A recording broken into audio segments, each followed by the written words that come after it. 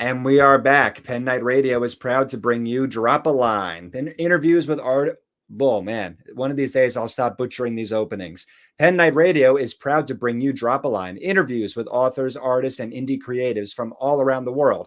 I am very excited to introduce our guest for this episode. I met Mika at a writing event in Monroe. We were at the Free Library of Monroe Township, and it was a beautiful event that featured a very diverse array of authors with diverse levels of experience. Some authors who had been to Las Vegas, some authors that were just local, some authors that had great self-publishing experience, some authors that were traditionally published. It was a very nice congregation of authors who are just out here doing the thing. And Mika had just a wonderful perspective to bring to not only craft, but education as well.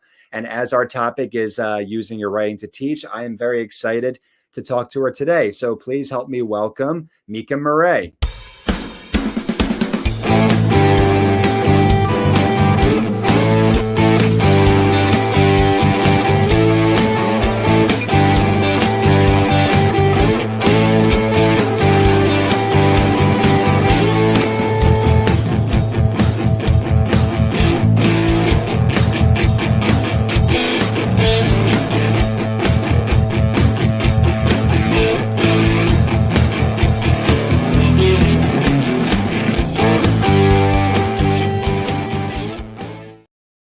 And here she is. How are you today? I'm doing well. A little sleepy, but I've been busy. Oh my goodness. I feel like anybody who's even in the proximity of education knows exactly what you're talking about. I'm sure they do, especially this time of the year. Yeah. Yes, this time of the year, this time of the day. It is time for us to go to sleep. We are pushing through so that we can bring you this great conversation on Saturday morning. You're listening live at Saturday morning at 10 o'clock. But for us recording, it is actually the end of the day on a Wednesday. And nobody has time for that, let me tell you. We would really love to be sleeping. Mika, we are so glad you joined us today. Thank you so much. Oh, you're welcome. I was very excited to be invited. So thank you. Yes, I mean, it's a pleasure. Drop a Line has been going for 4 years. It is part of Penn Night Radio now. You're actually the first guest we've had in a little while. The last few shows, we featured different new and interesting segments for our guests. But we're really excited to talk to you today. For those who might not know who you are and what you're all about and what sort of work you do, would you like to give us just a brief introduction? Maybe give us, your name, your the type of writing you do, and a couple interesting facts. All right. Well, let's see. That's not too bad. All right. So for those of you that are just listening in, my name is Tamika M. Murray, and I am from New Jersey, born and raised. I grew up in Atlantic City, New Jersey. And currently I am a freelance writer as well as an award-winning author, both self-published and both traditional, but I say that with a little disclaimer at the end of it, meaning I do nonfiction writing for children's books for the school library market, but it does fall under the realm of traditional publishing. And I also do life coaching under my company, Mystical Fire Ascension Life Coaching. And I absolutely adore what I do. I love working with people. That is quite a resume. To do all of those, to wear all of those hats and do all the things you do. I feel like you've got to love it. You've got to love what you do, right? Oh, absolutely. I mean, we're in a time right now where people really are making the choice to choose themselves and choose their purpose and their passion over just like a straight paycheck, whatever makes ends meet. So I say go for it. You just got to make sure that you love whatever you do. Oh, I love that. This is awesome. And I'm already getting like flashbacks back to our first conversation. This is so much fun. You're very fun to talk to. I love it. So there's a couple points I really want to hit off the bat. Award-winning author, freelance writer, life coach. Mm-hmm. Goodness gracious. Those are all very interesting subjects to me. I guess let's start with the award-winning author part. Who did you win an award from? Oh my goodness. All right. So let me just grab my book seriously because it's right here. Because if I try to name them by memory, it's not going to work. But Reader's Favorite Book Awards, which I loved winning this book award because Jim Carrey has won a book award from them. Amazing. So that's like one of my favorite bragging rights about it. But also the Firebird Book Awards, as well as the Indie Author Next Generation Book Awards. And I was also a finalist in the, let's see, oh my God, the print is so small. America's Best Book Awards. So yeah. So yeah, I'm very aware of, who they are and how renowned they are. That is incredible. Congratulations. Thank you. So I Appreciate guess I'll twist my question a little bit to, just take me back. Like, what was the process of, finding them and deciding that you wanted to go for this? How did it feel when you got it? I mean, it really was a process because I had heard so many mixed comments from a bunch of different authors, just from watching their videos on AuthorTube, on YouTube, back when that really was a thing. I mean, it kind of is now, but not really as much as it was Mhm. when I was doing my initial research years ago. And, there were people that were for and against it. So I just went with the positive things and then just started doing my own research. Like, how much was it to enter, like the fees, what I was really going to gain from it, if anything. And I kind of just gravitated towards the awards that seemed like, number one, they were legit.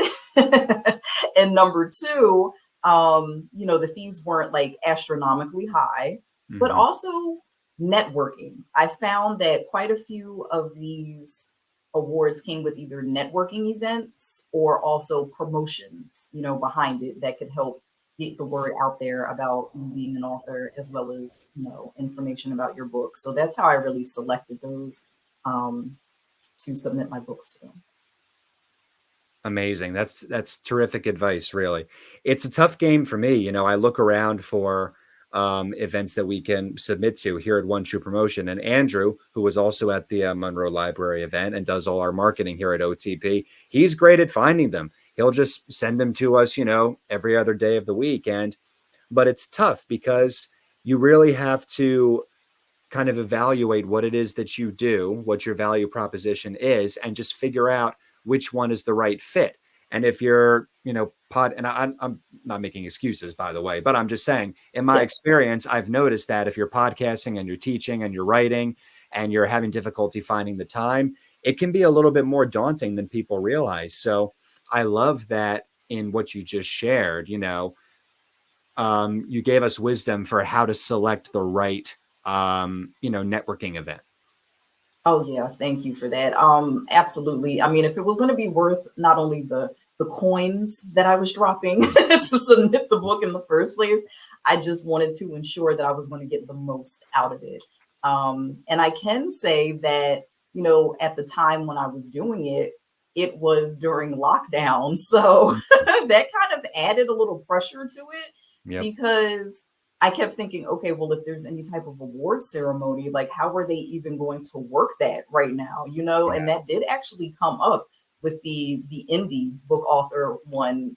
I did win, and they ended up having a ceremony, but it was virtual, so I couldn't go to it, which was kind of disappointing because Hmm. they normally had it in person, and I would have been able to go, and accept it, but it's all good. They did send me a nice medal to go Hmm. with it, but it just would have been nice to be able to do it in person. So, It would have. I mean, that's an interesting story to hear because we all have a COVID story. Mine yeah. was basically getting Drop a Line up and running and finding a person every week and just talking to somebody every week and really just going strong through that whole season because we were all at home, so everybody was doing the live stream thing now. So I was Yeah. like, all right, well, let's get some people to interview then. And since then, it's been a little bit harder, but I do remember the ceremonies and how challenging that was. Andrew and I were both invited back to the Arts and Authors Extravaganza in Cherry Hill, which in that year was on Zoom. And Oh that was wow. very interesting. That was very, very interesting. I'm sure it was. Yes, I mean, we can honestly do an entire episode about it. It's a great event. It's a wonderful event whenever it's thrown in person, and it was nicely put together on Zoom. But just when you introduce that virtual aspect, some interesting things begin to happen that the directors and you and others there are all just collectively sitting there saying, "Wow." Uh, so I truly never expected that. And Andrew, if Right? you're listening, you know exactly what I'm talking about there. But okay, and freelance writer. So um, that's actually not a phrase that we throw around a whole lot here on Pen Night Radio. We talk about indie publishing, traditional publishing, just writing in general. But what does a freelance writer do? Oh my goodness. Um, they hustle. All right, they t- I like they that. tend to hustle to find clients, at least in the beginning. But I'm telling you right now, I've been doing freelance writing off and on. I started really when I was a teenager. Got my first byline in the Press of Atlantic City when I was 15, and I wrote for their section called Generation Next. So that was the beginning of it. But to actually do it like for payment and stuff and do it professionally, I started in 2008 to 2010. I stopped because I went back to school to get a secondary bachelor's degree in social work. But then I went right back into it in 2019 and I haven't stopped since. And what I will tell you is that it's very different climate now as opposed to like 2019, 2020, 21, and so on. And I feel like that just has a lot to do with the economy right now and things that have been going on with that. So as far as like being a freelance writer, a lot of it has to do with networking and just, if you have a niche, that's great. Some do, some don't. My niches have fallen under not even necessarily, it wasn't necessarily something that I did intentionally. It's just something that kind of happened. I've done a lot of write-ups on food because I was a full-time freelance writer for deliciously.com. Like even though we were full-time, we were still considered freelance. Hmm. And so yeah, I did like a year and a half of food writing, which was awesome. I have all of that. It's still up on their website. And I've also done like a lot of mental health as well as women's health. And I feel like pretty much any topic I've written about just because of how I got started in it. I worked for a company called The Hall. So they're the type of place where you can get you choose the assignments, whatever's available. So 1 minute, 1 hour, I'd be writing about how to get your refrigerator to look its cleanest. And then the next minute, I'd be talking about, oh, the best private schools in, Florida. And, it was just that type of diversity. Yeah. So I will say that freelance writers, they pick and choose like what they really want to focus in on. I've done a lot of blogs and articles, but I've also done website maintenance, like, looking at the web pages, trying to spruce up, whatever content they have on there. I've even written inspirational quotes and real affirmations for like this app that's targeted towards teens. So I mean, you name it, and a freelance writer can do it. Some people, they even do it for like business proposals, resumes, cover letters. There's, you know, grants, you name it, you can do it. And also um I put my nonfiction children's books under the category of freelance writer because those are considered to be work for hire projects, meaning you don't get the royalties from them. However, you're responsible for writing the outline and then also putting together the manuscript and working with the editor that way. Wow. That is Yeah, hustle. That's hustling. yeah, it is. That's hustling if I ever did hear it. And that's so cool. I think it's a cool to know that that type of work exists and that Yeah. the option is out there. And just to hear how you broke it down and to understand how the process works. I really appreciate that. So let's talk a little bit about your writing. Okay. You have written a number of books. We talked about a few of them. I bought one of them at the Monroe event. Thank And you. the main topic of the show today is using your writing to teach. I'm a very big fan of books, fiction books, nonfiction books, you name it. I've dedicated my life to fiction, but as a teacher, I was just favoring a nonfiction book earlier this week that I thought just in addition to its great topic, just broke down the process of what I wanted these kids to learn how to do. So astoundingly well. So I love all manner of basically well-written material. I especially love when you can just look at the lines and understand how to do something just from experiencing it. So I guess my first question for you is tell us a little bit about your background in education and what inspired you to write um your first books.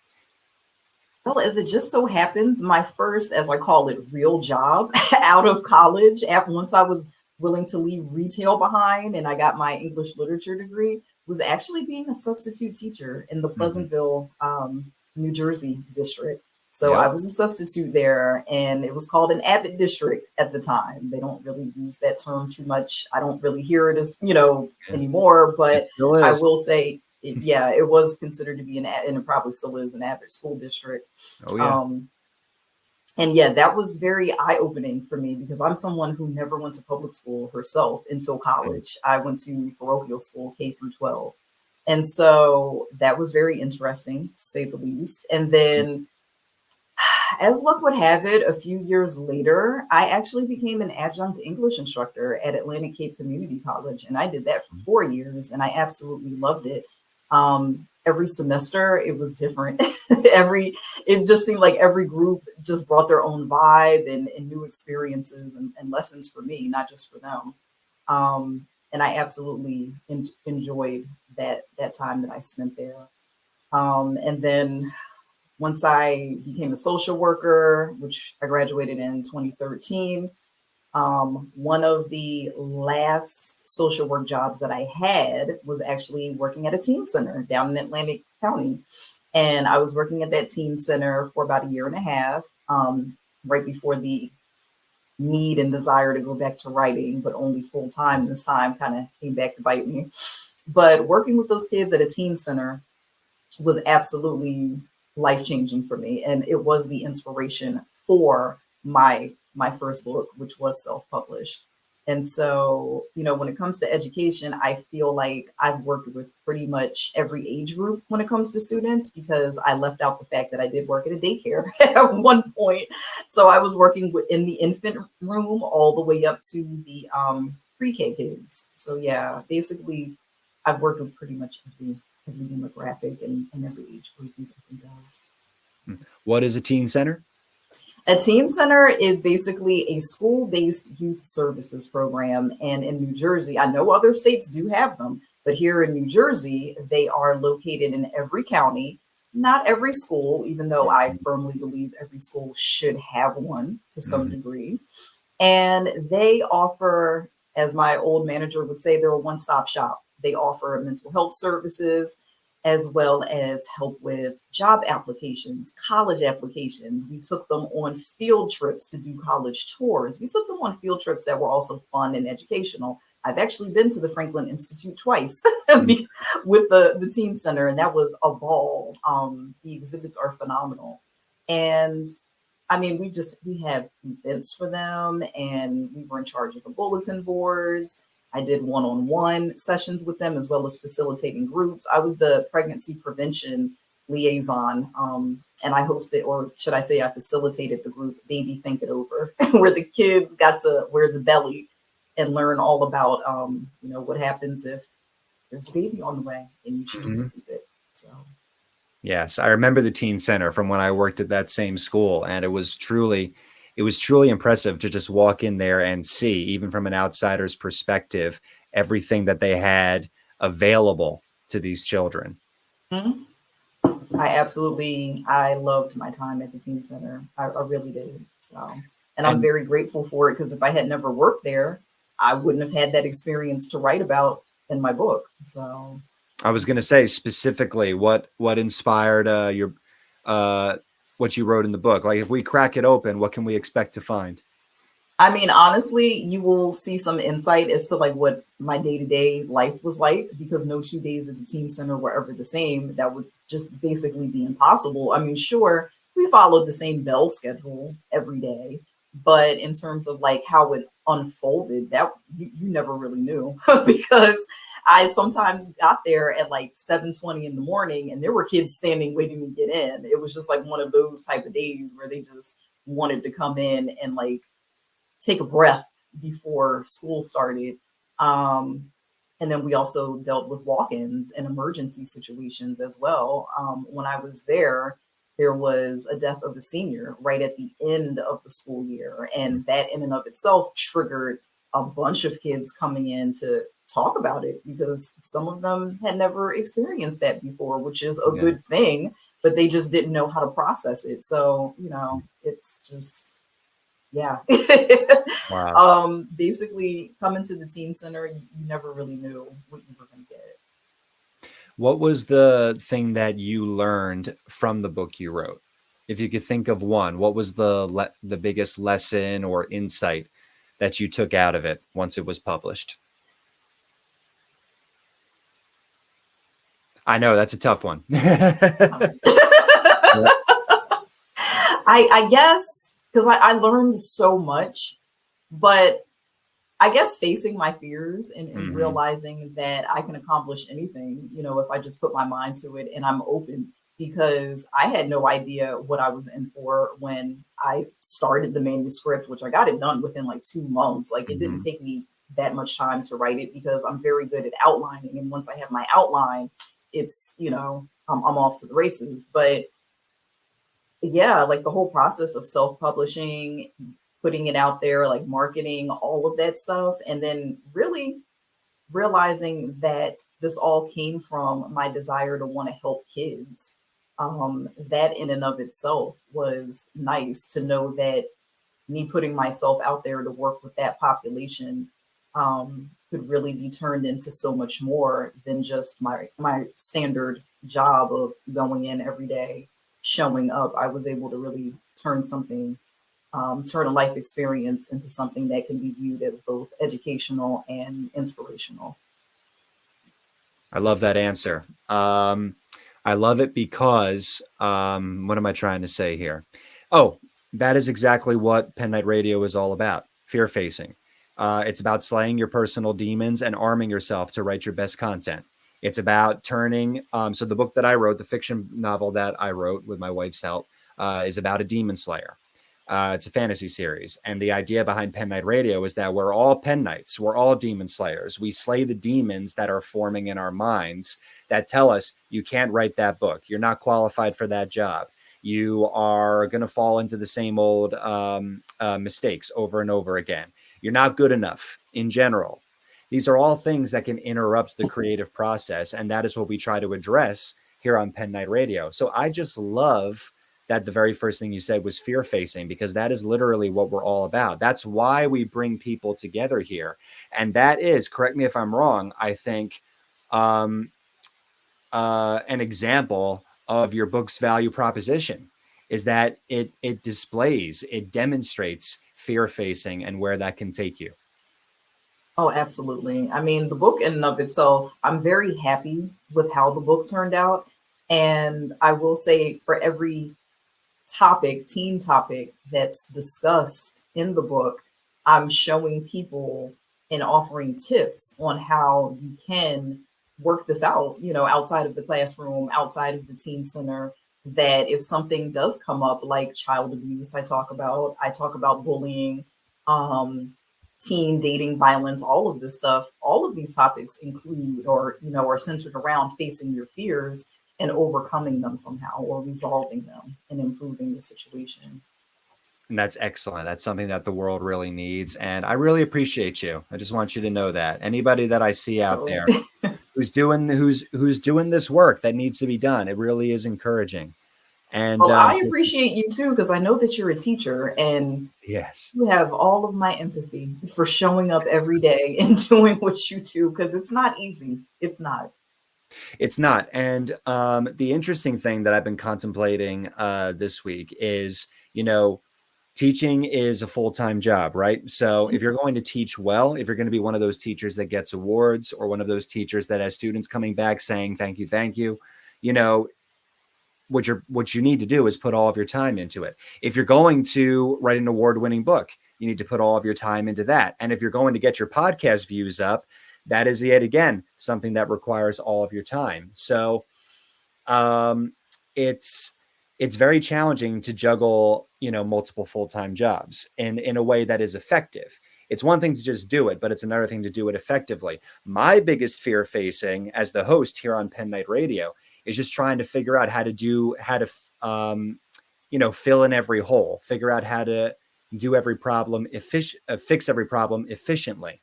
So what encourages me about you, to connect it back to you, is that I asked you, what is it to be a freelance writer? You said it's a hustle. I said, how do you win an award winning?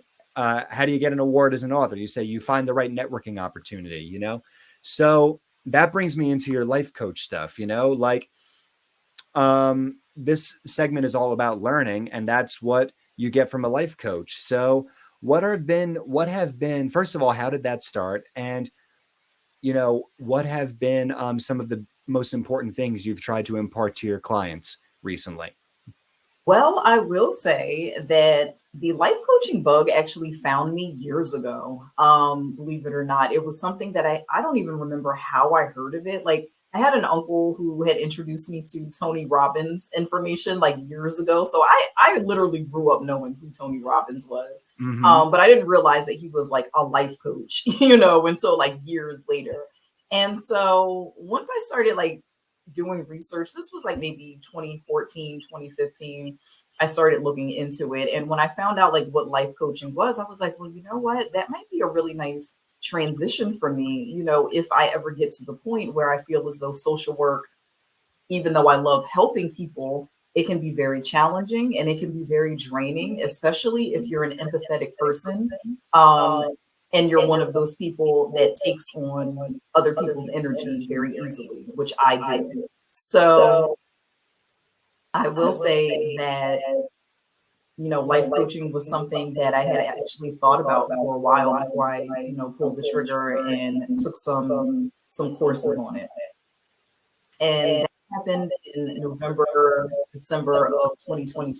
I got certified in life coaching as well as spiritual life coaching. And I actually started my business under a different name, but because I had so much going on in my personal life, I decided to kind of like pull back my energy from that, take a break. And then once I was no longer working at Delishably, which happened at the end of September in 2023, I was like, you know what? This really is a sign for me to get back into life coaching. And if I'm going to do it, I'm going to do it now. There's no more waiting on it because this just seemed like it was my sign, like you have to do it. And so once I started, putting the pieces together, the name Mystical Fire Ascension Life Coaching really did just come to me. It was just like an instantaneous thing. And I love it because I really do resonate with the phoenix rising out of the ashes. And the fact that I've already won 2 Firebird awards, which are based off of the phoenix, I was like, yeah, this is perfect for me. So, I absolutely adore that. And as far as, helping my clients, can you repeat like the second part of the question? Because I want to make sure that I answer it correctly. Absolutely. Yeah. I was just wondering, what are some of your, I'm asking about your lesson plans, Okay. what are some of the most important things for you to get across to your clients? Okay. For them to know that we really, and this is just my belief, but that they have the power to create their own reality and to create the life that they really truly want to be living. And that whatever their goal is, whatever issue they're dealing with at the moment, it can be temporary if you're willing to do the work and to, take the actionable steps to resolve the issue or to, obtain whatever goal to achieve that goal that you desire to achieve. Excellent. Excellent. I love that. That's really inspiring. I mean, maybe I should have a life coach. I feel like all life coaches need them because I'm telling you, I have met some of the best life coaches. And I feel like when we talk with each other, in fact, one of them actually lives in close to the area that I'm moving to, because I know we haven't mentioned it, but I am in the process of relocating from New Jersey to the Boston, Massachusetts area. And that in and of itself has been a journey, as I mentioned to you earlier. But I have met a wonderful life coach who lives in Cambridge, and she has been a phenomenal person to talk with. And I feel like life coaches, we really do click with each other because we just have that desire to help one another. We're really good at helping ourselves, but we don't have a problem with reaching out to other people for advice, or suggestions when we need it. And I feel like everybody should be like that to a certain degree. Absolutely. Absolutely. This has all been, are you having a good time? I am. I That's love cool. chatting with you, and you know that. Like we spent like a couple hours that day off and on just chatting, so That's it's fun for absolutely. me. You were a great neighbor, and I really appreciated that, especially since both of us forgot our canopies that day. For those of you that Yeah. don't know, it was Andrew and I actually had to separate that day because this was one of the few book events that did not allow groups to table together, which is what One True Promotion usually does under one canopy. So I had to. I have a canopy at home for emergencies, but I forgot to bring it because I forgot about that little caveat. So I was one of the only people there who was just sitting there with paper products, looking up at the sky, wondering, am I about to get rained on? Are we going to have a problem here? But we pulled through, didn't we? We did, and thank goodness the rain held off until we were all like packed up and gone. That's right. So That's right. That's right. Wow. I mean, it is so cool to just hear your perspective on, rising up and determining your own reality and just, hustling and getting out there and getting awards. This has been a great conversation. It's only been 30 minutes, but I think this has been one of our most dense conversations for just, learning material for our viewers. I do hope you're listening because this is one of our heaviest hitting episodes. To get even more in depth, mhm. I was talking a little bit earlier about how something I appreciate in your work and that, I appreciate in many other people's books is when a book can teach just by virtue of how it's written. Like, you may be interested in the subject matter. It might strike at something that's interesting to you. Mike Nelson, for instance, wrote a book that I've been using in class. It's called 7 Keys for Student Success. And I love that topic because it focuses on the listener. The listener is actually hearing about themselves in this book. And but the structure of the book, how he uses evidence, how he analyzes his evidence, how he, introduces topic sentences to make his claims, it really makes for just a perfect demonstration of what we're trying to get these kids to do in English class. And I love that. I love when a book can teach by virtue of just how well it's done. So I wanted to ask you, what special quality do you think a book has that you can open it up and just learn something about the craft? About the craft of writing, or just About the craft of fiction, nonfiction writing, of okay. hustling for your business, you know what I'm talking about. What special quality is it in a book that just makes you go, wow? I think just being clear and concise, don't use too much mumbo jumbo and jargon. And, if you are going to use like specific terminology to whatever topic you're discussing in the book, just make sure that you lay it out very easily for the readers, because we especially with freelance writing, and that was one of the challenges when I started writing nonfiction for children, is that I was so used to writing on a higher reading level that when they were like, no, this book's going to be for like three or third and fourth graders, and I'm like, oh, okay. So just making it concise and clear, because I will say that as a freelance writer, depending on the publication, they honestly want your reading to be on like a seventh grade writing level, depending Yeah. on what the publication is. And I feel like that's happened time and time again, unless it's for like, say, a college or a university, or if it's medical, something Mhm. to that effect. But yeah, a lot of businesses and a lot of publications, they want your writing to be on a middle school level. So just making Mhm. it easy for the readers. I think that's the easiest way. And using examples, of course, examples are wonderful because we all learn in different ways, but just trying to give as much evidence to back up whatever you're trying to say. Um, and I would say, even, and this is something that I've learned from writing for nonfiction children's books, and especially the school library market, the editors have taught me to kind of like step away from whatever I'm writing and then like reread it and be like, if you were the reader, would this make sense to you? If you were like a child reading this, would that definition make sense to you? So just kind of like looking at it from that perspective, it definitely helps to make the book a winner as far as I'm concerned. Oh, I definitely agree with that. Concise has been a challenge for me all of my career leading up to now. When I started in 20, I've been writing all of my life, but I started in well, all of my adult life. I started in 2017 officially. That was when my first book came out.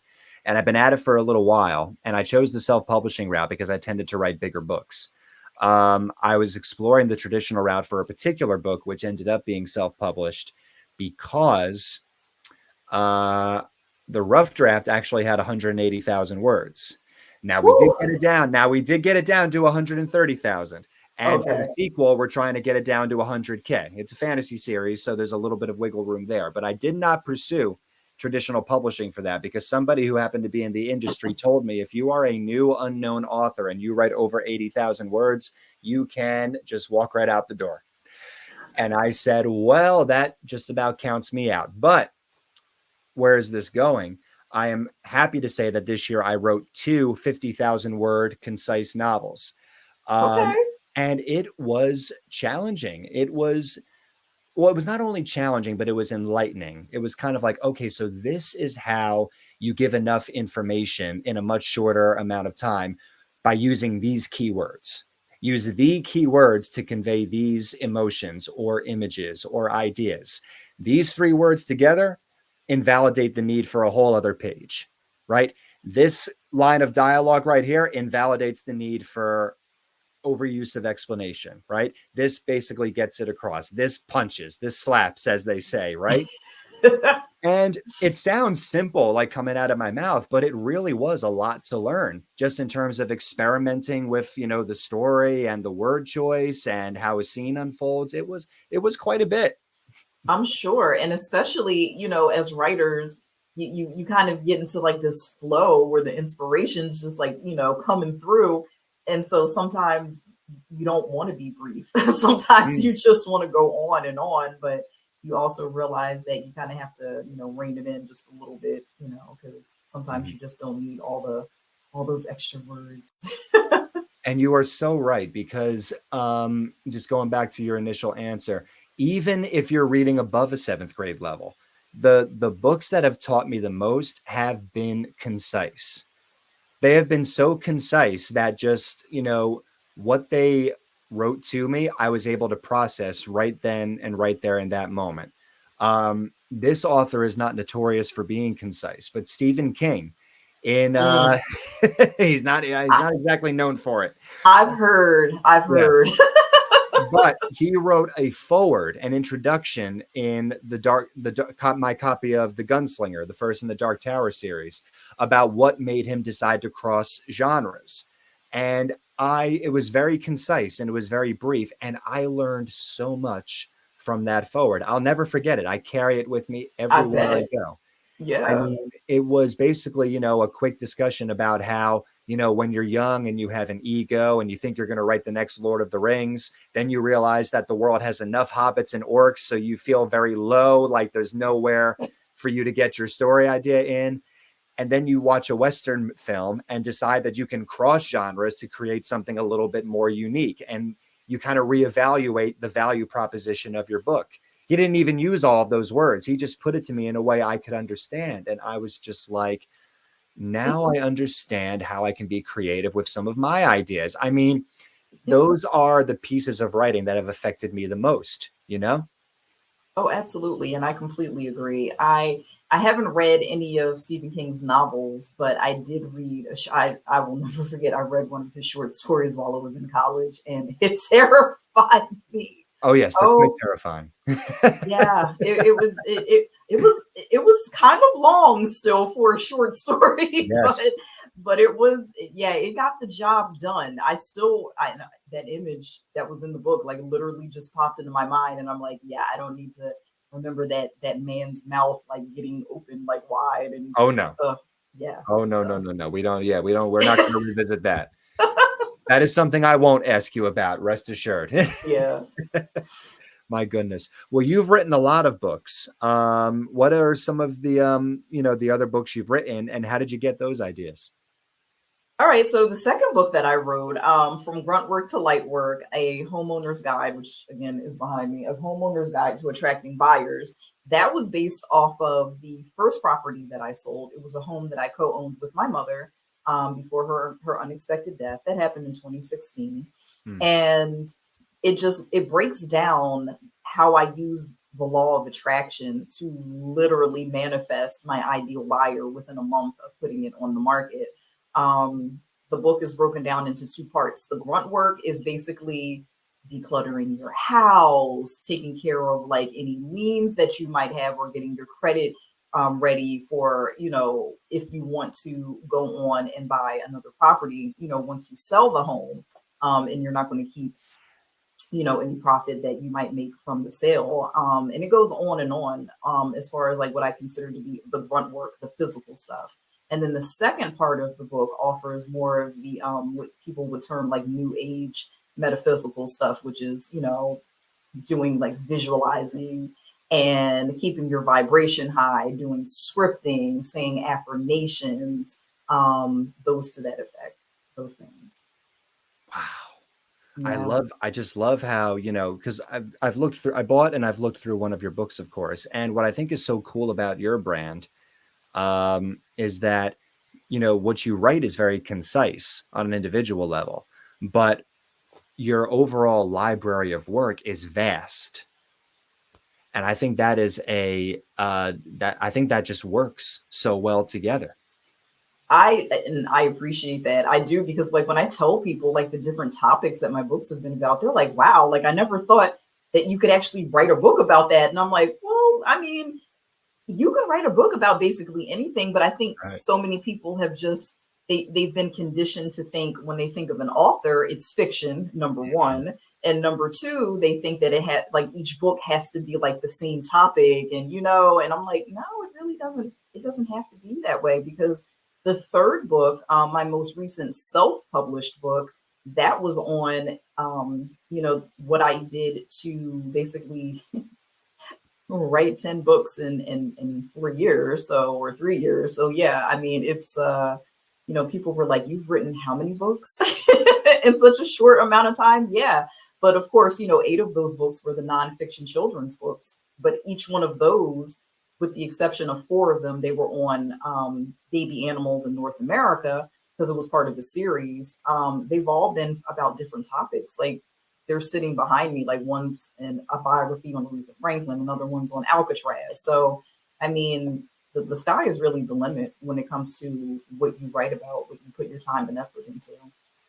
Absolutely. I agree with that. The sky is the limit. And, you know, um, to connect it back to the podcast once more, Pen Night Radio was established because I have had so many conversations with nameless individuals that, oh my goodness, in the past, while we're texting, they have written me books. They have literally written me books in text messages. There's a beginning, there's a middle, there's an end. There is a clear and discernible theme that comes Uh-huh. off of the interactions that the characters have. There is a gripping conflict that makes me read to the end of it. I mean, just you want to talk about an outline. It's like you have written me like an award-winning proposition here. And I'll say, so when's it going into production? And they'll say, oh, Uh-huh. I don't got the time for, I don't, they say, I don't have the time, or I don't have the talent.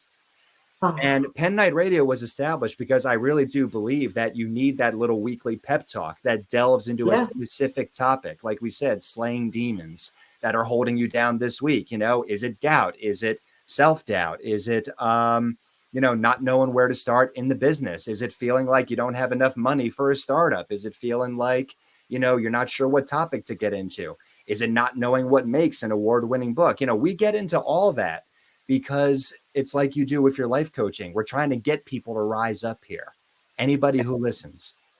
Exactly. And I completely agree with you. And that's really one of the best things that, I've learned about your brand and your radio program. It's that you are really trying to help people and inspire them at the same time. So, writers like myself, we really do appreciate that. We Oh, do. please. I appreciate you. I appreciate you for being here. It's always great when we can get wisdom from someone who, I think that it's really amazing how, these awards did not just come to you. You know what I mean? You worked, you hustled, you did the research, you weren't afraid to talk to people, you weren't afraid to take a chance, you got in and you received acknowledgement. And it's sitting on the wall behind you and it's inspiring. like you're the type of person that I talk to and I'm just like, all right, man, listen, I know you're tired, but you got to step it up a little bit. Like, seriously, let's go. Come on. Like, spend a few minutes before bed tonight, putting together a draft email for a book award or a publisher, you know what I mean? Or an agent rather. You know what I'm saying though? It's like I'm speaking to you and I'm just like, this is incredible. The work that you've done has borne just incredible fruit. It even comes out in a conversation.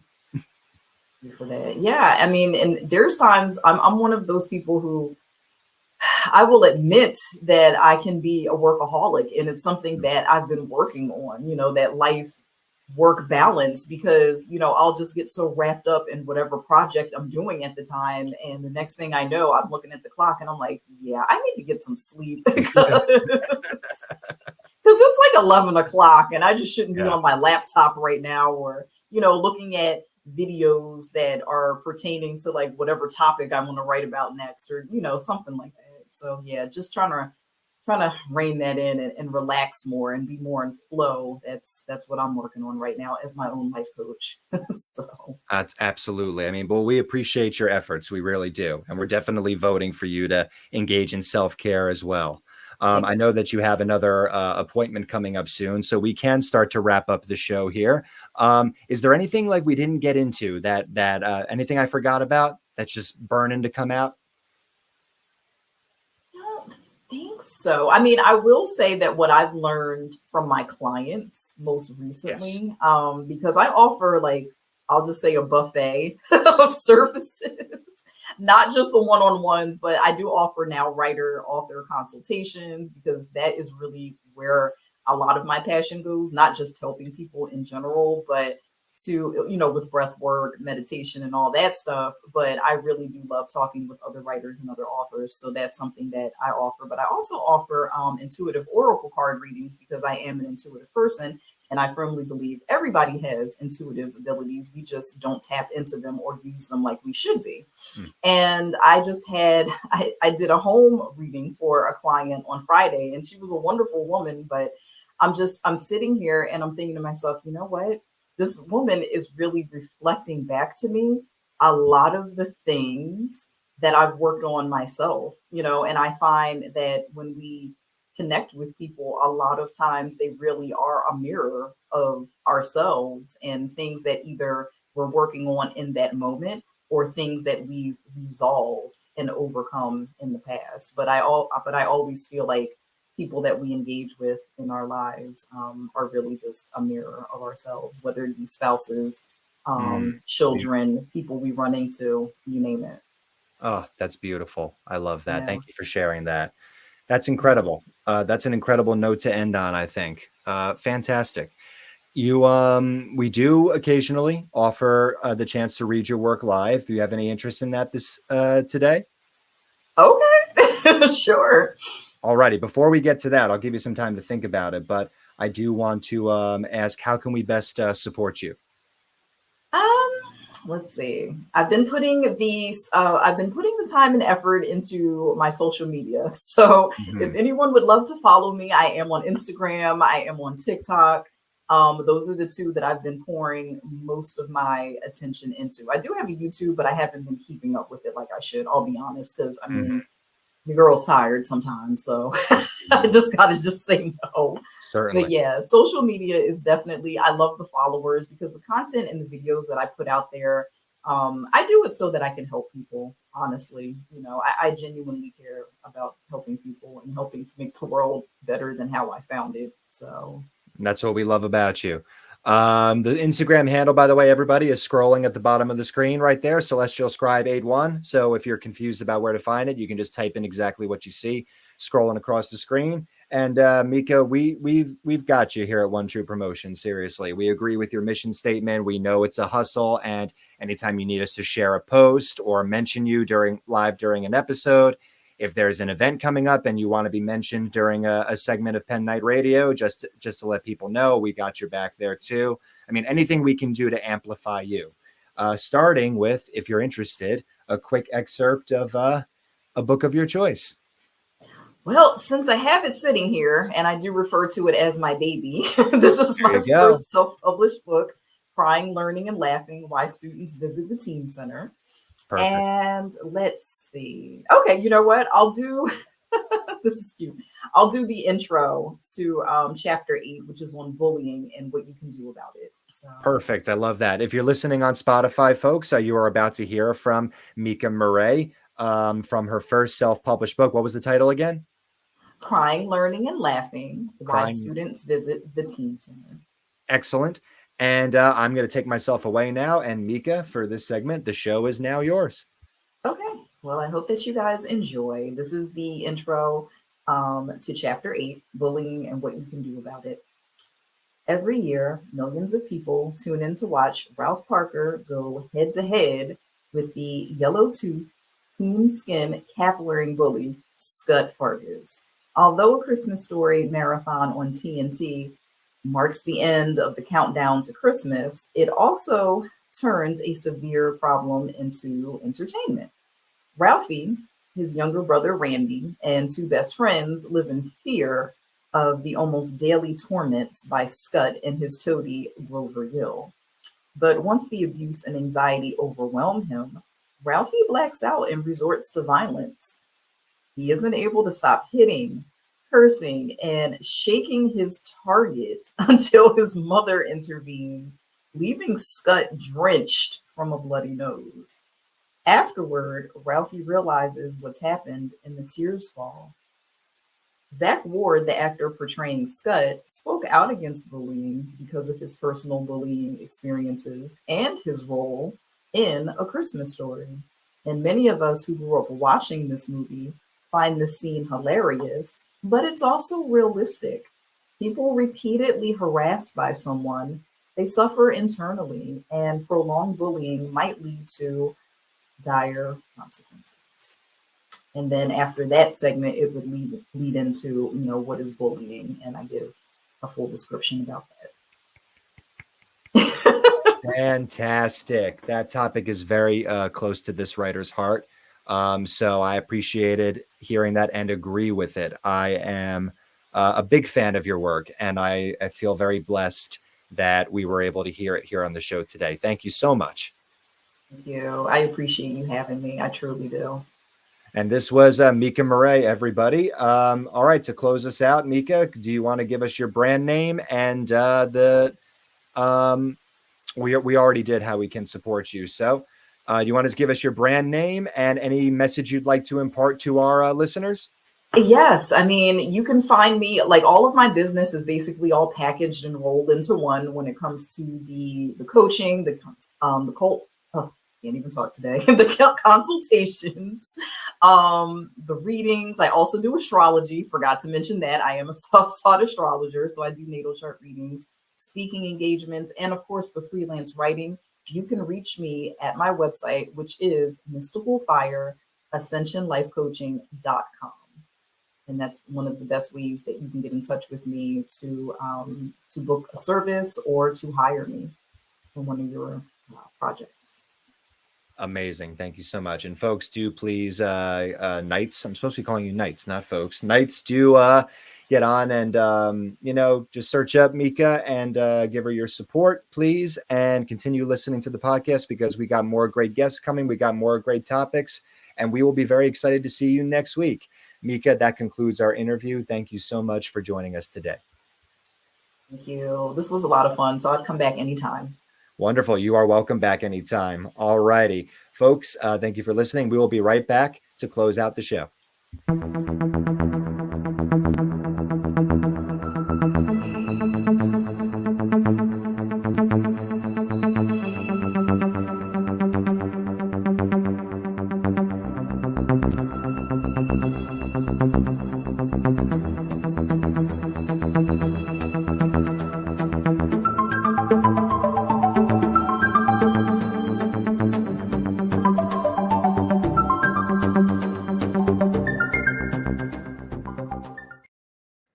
And that was our interview with Mika Murray. Wasn't that great, Knights? I think, the topic of teaching through your writing, really transformed in this sequence into a conversation about, life coaching and holding yourself accountable and also just rising up and, kind of being reborn into the person that you were meant to be and being able to do the work that I love that she used the word intuitive, the work that you can intuitively do. You have more intuition than you know. And just listening to people like Mika can really, just listening to conversations and encouragement and affirmations, and examples from the great work that she's done and that others have done, can really help us to just tap into that right there where we are, listening on our computers, our phones, driving home from work. It can really make us feel born anew. And that's something we try to bring to you whenever possible here on Penn Night Radio. So thank you for listening to another episode. To hear more about how we expand on this topic, I invite you to check out previous episodes of the podcast.